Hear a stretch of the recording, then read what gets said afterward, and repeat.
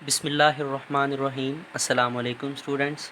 Linear algebra के lecture number 6 में आज हम जिन टॉपिक्स को डिस्कस करेंगे उनमें हमारे पास हैं invertible matrices, how to find inverse of 2x2 matrices, minor of an element, cofactor of an element and last में हम बात करेंगे how to find inverse of 3x3 matrices. अब हम अपने लेक्चर की तरफ चलते हैं। सबसे पहले हमारे पास है invertible matrices. What is invertible matrices? What are invertible matrices? A square matrix A is said to be invertible if there exists a matrix B such that product of A B is equal to identity matrix. मतलब आपके पास एक matrix A invertible कहलाएगा अगर हमें A के लिए एक ऐसा मैट्रिक्स B मिल जाता है कि अगर उसका इसके साथ प्रोडक्ट लें A B का किसी भी रिस्पेक्ट, मतलब इसको लेफ़्ट साइड से मल्टीप्लाई करवा दें या राइट साइड से मल्टीप्लाई करवा दें तो आपको क्या मिलेगा, एक आइडेंटिटी मैट्रिक्स मिलेगा। तो फिर जो मैट्रिक्स बी है ये क्या ए का क्या कहलाएगा, इन्वर्स कहलाएगा, और बी को हम फिर ए इन्वर्स इस तरह डिनोट करेंगे। ठीक है, फॉर एग्जांपल ये आपके पास मैट्रिक्स ए है, ये मैट्रिक्स आपके पास बी है। ए बी का प्रोडक्ट लिया, जब इनको मल्टीप्लाई करवा लिया, हम लेक्चर नंबर 5 में सीख चुके हैं कि दो मैट्रिक्स को कैसे मल्टीप्लाई करवाते हैं। तो जब इन दोनों को मल्टीप्लाई करवाएंगे तो हमें एक आइडेंटिटी मैट्रिक्स मिलेगा। तो बी आपके पास क्या कहलाएगा, इन्वर्स ऑफ ए कहलाएगा। आप ऐसे भी कर सकते हैं, बी को ए से मल्टीप्लाई करवाइएगा और आपके पास एक आइडेंटिटी मैट्रिक्स मिलेगा। इसको आपने चेक कर लेना है। नेक्स्ट हम बात करते हैं how to find inverse of 2x2 matrix. आपके पास 2x2 का एक मैट्रिक्स है, तो इसका इन्वर्स किस तरह मालूम करते हैं। सबसे पहले हम इसके इन्वर्स के लिए एक फार्मूला ड्राइव करते हैं जो कि आपने मैट्रिक में और एफएससी में डायरेक्ट पढ़ा था। अब हम इसको ड्राइव करते हैं कि वो फार्मूला हमारे पास आता कैसे है। ये आपके पास एक मैट्रिक्स ए है, आपने इसका मालूम करना है इन्वर्स, मतलब ये इन्वर्स मालूम करना है। लेट आपने कह दिया कि इसका इन्वर्स जो आता है वो आता है x1 x2 y1 और y2, और हम जानते हैं by definition of invertible matrix के हमारे पास उनका प्रोडक्ट आई के बराबर होना चाहिए। तो हमने क्या किया, मैट्रिक्स और उसके इन्वर्स का प्रोडक्ट आई के बराबर लिख लिया। ए की जगह ए की कीमत पुट कर दी और इन्वर्स की जगह इन्वर्स की कीमत पुट कर दी और आइडेंटिटी मैट्रिक्स को वैसे का वैसे लिख दिया। हमने इनकी मल्टीप्लिकेशन करवाई तो हमारे पास ये चीज़ बन गई। मल्टीप्लिकेशन आपको करवानी आती है। अब आपने क्या किया, ये दोनों बराबर हैं और आप जानते हैं दो मैट्रिक्स तब बराबर होते हैं अगर उनकी कोरिस्पॉन्डिंग एंट्रीज भी बराबर है। मतलब ये पहली एंट्री इसकी पहली एंट्री के बराबर और इसकी ये वाली एंट्री इसकी इस वाली एंट्री के बराबर। सिमिलरली थर्ड और फोर्थ एंट्रीज भी इनके रिस्पेक्ट बराबर रख ली आपने x1 y1 वाली एक तरफ कर ली ये वाली चीज़, और x2 y2 वाली आपने एक तरफ कर ली।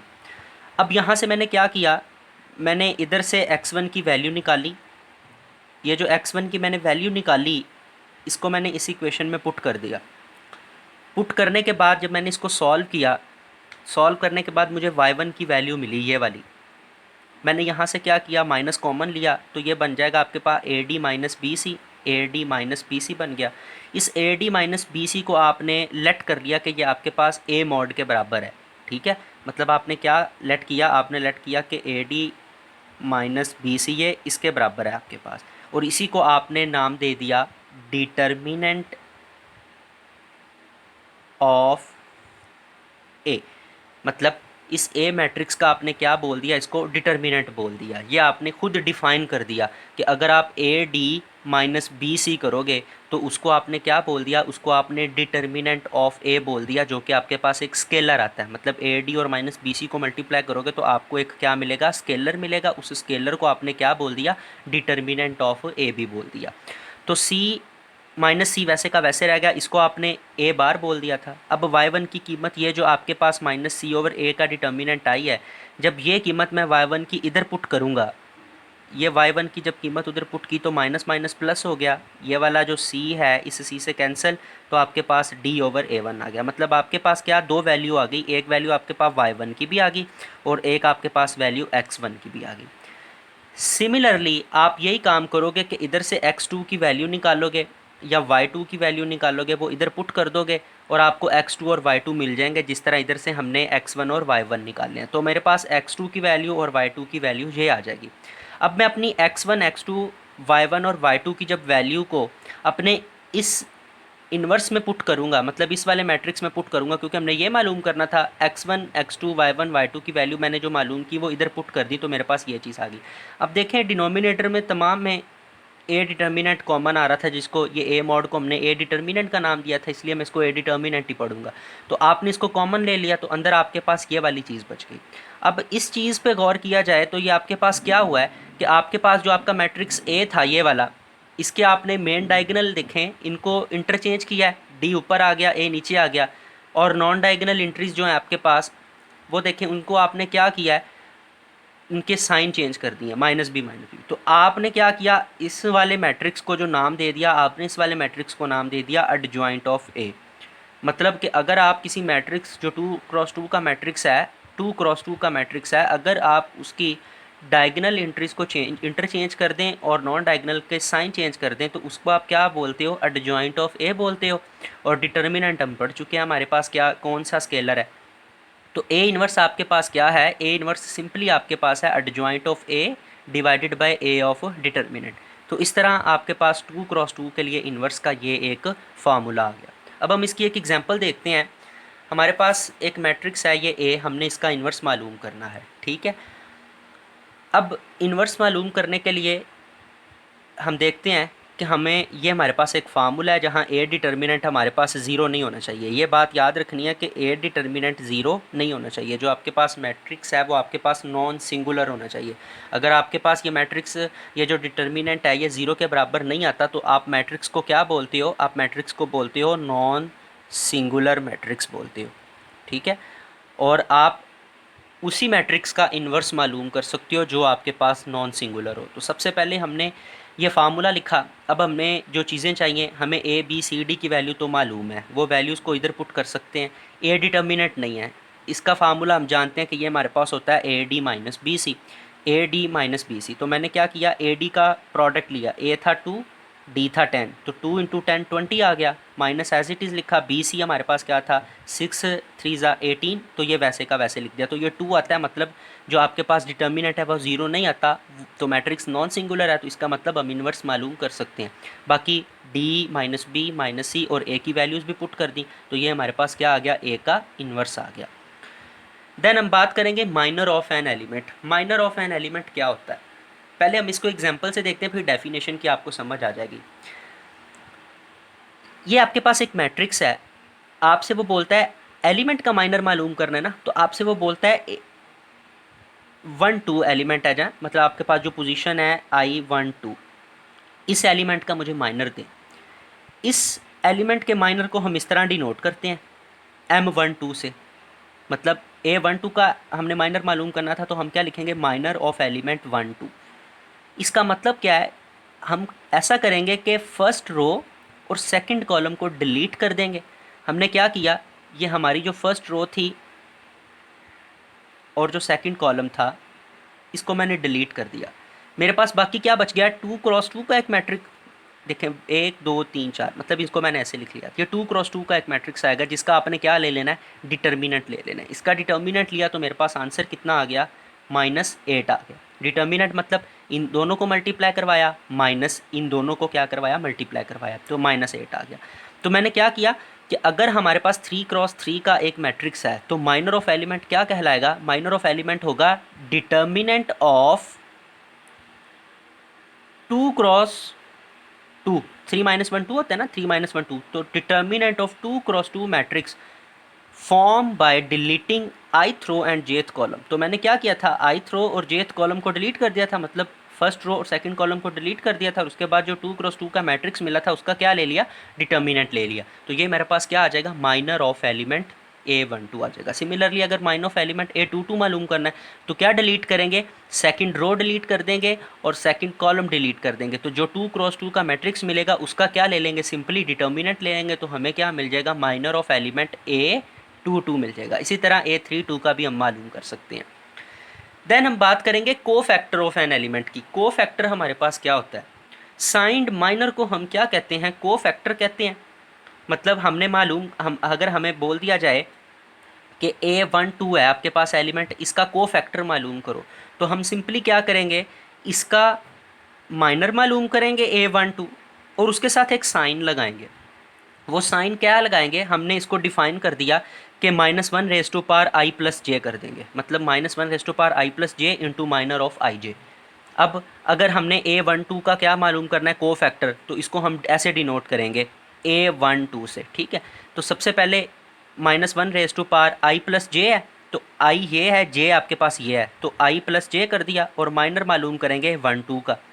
1 2 का आपने माइनर मालूम किया, हम इसी मैट्रिक्स के रिस्पेक्ट बात कर रहे हैं, वो -8 आता है, तो इसकी जगह -8 आपने पुट कर दिया, तो -1 का क्यूब -1 ही होता है, -8 तो माइनस माइनस +8 आपके पास आंसर आ जाएगा। सिमिलरली अगर A32 का माइनर मालूम करना है तो क्या हम करें, A23 की हम बात करते हैं कि अगर हमारे पास A32 का हमने माइनर मालूम करना है तो 32 के माइनर में हम क्या करेंगे, 3 + 2 कर देंगे, और माइनर मालूम करेंगे 32 का। तो 32 का जब आपने माइनर मालूम किया था तो वो आपके पास 7 आया था, इसकी जगह 7 पुट कर दिया, और 3 + 2 5 आता है आपके पास, तो -1⁵ -1 नहीं आएगा, तो ये आपके पास को फैक्टर क्या आ जाएगा, -7। तो देखें आपके पास ये जो को फैक्टर था, आपके पास जो माइनर था उसके साथ मतलब साइन ही आया, मतलब साइंड माइनर को आप क्या बोलते हो, को फैक्टर ऑफ दैट एलिमेंट बोलते हो, और उसका हमारे पास ये वाला फार्मूला है। अब हम अपने माइनर और को फैक्टर इन दोनों की मदद से इन्वर्स मालूम करना सीखेंगे 3×3 मैट्रिक्स का। 2×2 में हमने एडजॉइंट का भी देख लिया कि एडजॉइंट क्या होता है, डिटर्मिनेंट क्या होता है। अब हम 3×3 में बात करेंगे कि एडजॉइंट और डिटर्मिनेंट क्या होता है और उसको किस तरह हम मालूम करते हैं। लेट ये आपके पास एक 3×3 का कोई भी ए मैट्रिक्स है, तो इसका जो इन्वर्स है वो इससे डिनोटेड किया जाता है ए इन्वर्स, और ये डिफाइंड इस तरह होता है, हम जान चुके हैं कि एडजॉइंट ऑफ ए ओवर ए का डिटर्मिनेंट, ये हम पहले भी पढ़ चुके हैं। और ए आपके पास फिर बात हुई कि नॉन सिंगुलर होना चाहिए। नॉन सिंगुलर का क्या मतलब है कि आपके पास जो डिटर्मिनेंट आना चाहिए it should not be equal to 0, ये बात याद रखनी है आपने। अब बात करेंगे डिटर्मिनेंट ऑफ 3×3 मैट्रिक्स की। लेट ये आपके पास जनरली आपने लिख लिया कि ये 3×3 का मैट्रिक्स है आपके पास। अब इसकी जो डिटर्मिनेंट क्या होगा, इसका डिटर्मिनेंट होगा expansion of this matrix using first row, मतलब आपने इसको एक्सपेंशन करनी है, इसको एक्सपैंड करना है, ठीक है। और इसका जो डिटर्मिनेंट है वो कुछ इस तरह से डिफाइंड है। अगर आप फर्स्ट रो से इसका एक्सपैंड करते हो, यूजिंग फर्स्ट रो इसको एक्सपैंड करते हो या इसका डिटर्मिनेंट लेते हो, वो इस तरह से डिफाइंड है। A11 माइनर को factor of A11, A12 into को फैक्टर ऑफ A12, A13 और को फैक्टर ऑफ एलिमेंट A13, मतलब एलिमेंट और उसका को फैक्टर इनका प्रोडक्ट, एलिमेंट उसका को फैक्टर इसका प्रोडक्ट, एलिमेंट और उसका को फैक्टर इसका प्रोडक्ट, और इन तमाम को सम करें तो ये आपको क्या देता है, डिटर्मिनेंट ऑफ 3×3 मैट्रिक्स देता है। ये आप इस रो के रिस्पेक्ट भी कर सकते हो, इस रो के रिस्पेक्ट भी कर सकते हो, और इसको कॉलम वाइज भी आप कर सकते हो। इसी तरह एडजॉइंट हमने डिफाइन किया आपके पास कि अगर आपके पास 3×3 का ये मैट्रिक्स है तो इसका एडजॉइंट क्या होगा, तो एडजॉइंट हमारे पास होगा ट्रांसपोज ऑफ मैट्रिक्स ऑफ को फैक्टर ऑफ ए, मतलब कि हमने इस ए का जो एडजॉइंट होगा इसके हर एलिमेंट का क्या ले लेना है, को फैक्टर ले लेना है, और इस को फैक्टर के मैट्रिक्स का आपने क्या ले लेना है, ट्रांसपोज ले लेना है, मतलब ट्रांसपोज ऑफ मैट्रिक्स ऑफ को फैक्टर, ये को फैक्टर का मैट्रिक्स है और इसका आपने क्या ले लेना है, ट्रांसपोज ले लेना है। तो ये आपको क्या देगा, ये आपको एडजॉइंट ऑफ 3×3 मैट्रिक्स देगा। अब एग्जाम्पल के थ्रू इसको देखते हैं तो ये हमारे पास मज़ीद क्लियर हो जाएगा। अब हमारे पास एक मैट्रिक्स ए हमें ये दे दिया गया और हमें क्या है कि इसका डिटर्मिनेंट भी मालूम करो, एडजॉइंट भी मालूम करो और इसका इन्वर्स भी मालूम करते हैं। तो हम सबसे पहले क्या करेंगे, हमने क्या करना है, डिटर्मिनेंट और एडजॉइंट मालूम करने के लिए सबसे पहले इस मैट्रिक्स के हर एलिमेंट का क्या मालूम कर लेना है, को फैक्टर मालूम करना है। तो A11 का को फैक्टर क्या होगा, -1⁻1 + 1 मतलब आई प्लस जे, और पहली रो और पहला कॉलम डिलीट कर देना, मतलब ये पहली रो और पहला कॉलम डिलीट कर देना है आपने, और आपके पास जो चीज़ बच जाएगी उसका आपने क्या ले लेना है, डिटर्मिनेंट ले लेना है। देखें जब इसको और इसको डिलीट करूँगा तो मेरे पास 2 1 -1 और 1 बचेगा। इसका डिटर्मिनेंट लिया, इसको सॉल्व किया तो क्या आ गया, 3 आ गया। इसी तरह A12 में आप क्या करेंगे, 1 + 2 करेंगे, पहली रो और दूसरा कॉलम डिलीट कर देंगे, पहली रो और दूसरा कॉलम डिलीट किया तो आपके पास ये वाले 4 एलिमेंट बच गए। इनका डिटर्मिनेंट लिया, सॉल्व किया तो आपके पास क्या आ जाएगा, A12 आ जाएगा। सिमिलरली A13 मालूम करेंगे, A21 मालूम करेंगे। A21 में क्या करेंगे कि सेकंड रो और फर्स्ट कॉलम, ये वाला कॉलम छोड़ देंगे, और ये वाली जो आपके पास सेकंड रो है आप इस सेकंड रो को भी क्या कर देंगे, इग्नोर कर देंगे, तो 0 2 -1 और 1 बचेगा आपके पास, ठीक है। आप इसको सॉल्व करेंगे डिटर्मिनेंट लेके, आपके पास क्या आ जाएगा, इसका एक आंसर आ जाएगा। सिमिलरली A22 A23 31 A32 और A33 आप इन तमाम के क्या कर लेंगे मालूम, को फैक्टर मालूम कर लेंगे। जब कोफैक्टर मालूम करेंगे तो अब हमने क्या मालूम करना है, डिटर्मिनेंट। तो डिटर्मिनेंट हम जान चुके हैं कि हम जानते हैं कि हम क्या करेंगे, एलिमेंट उसका कोफैक्टर, एलिमेंट उसका कोफैक्टर, एलिमेंट और उसका कोफैक्टर, जब इनका प्रोडक्ट लेंगे, वैल्यूज़ को पुट कर देंगे, तो हमें क्या मिलेगा, ए का डिटर्मिनेंट मिलेगा जो कि -1 आएगा, और ये ज़ीरो के बराबर नहीं है। तो इसका मतलब है कि हम इस मैट्रिक्स का जो इन्वर्स है वो भी मालूम कर सकते हैं। हमारा जो मैट्रिक्स है वो क्या है, एक नॉन सिंगुलर मैट्रिक्स है। सेकंड पे हमने क्या बात की थी, adjoint of A. Adjoint of A का ये फार्मूला था कि हमने ए का जो ए हमारे पास मैट्रिक्स है, हमने उसको क्या बना लेना है, मैट्रिक्स ऑफ कोफैक्टर बना लेना है।